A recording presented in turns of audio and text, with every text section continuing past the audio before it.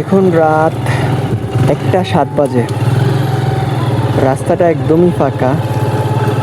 আমি বসুন্ধরায় আছি। এখন অলমোস্ট সব কিছুই ফাঁকা। তো রাত বাজে 1:07, আর আশেপাশে একদম শুনশান নীরবতা। এখানে আমার কোনো বন্ধু নেই, আশেপাশে পরিচিত কোনো মানুষ নেই, কারোর সাথে কোনো কানেকশন নেই।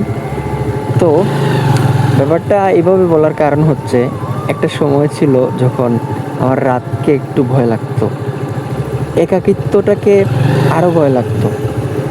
সো এখন রাতকে নিয়ে আমার কোনো ভয় নাই। রাতে আমার ঘুমও আসে না, ঘুম আমাকে কন্ট্রোল করতে পারে না। আমি নিজেই আমার ঘুমকে কন্ট্রোল করি। কখন আমি ঘুমাবো, আমি চাইলে দিনে ঘুমাই, চাইলে আমি বিকেলে ঘুমাই, চাইলে আমি রাতে ঘুমাই। আর সবথেকে মোস্ট ইম্পর্ট্যান্ট, একাকিত্বটা।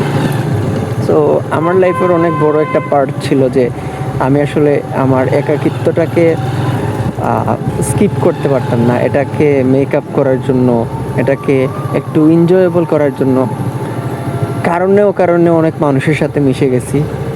আর যেই কারণে মানুষের সাথে মিশা, যে আমার একাকিত্বটাকে রিমুভ করব, দেখা গেছে যাদের সাথে মিশি ঠিক কিছুদিন পরে আমার একাকিত্বটা আরও ভয়ঙ্কর হয়।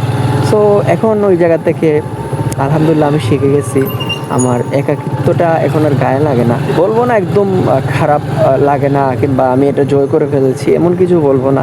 বাট একাকিত্বটা এখন আমাকে অনেক কিছু শেখায়, যেটা আগে আমাকে শেখাইতে পারতো না।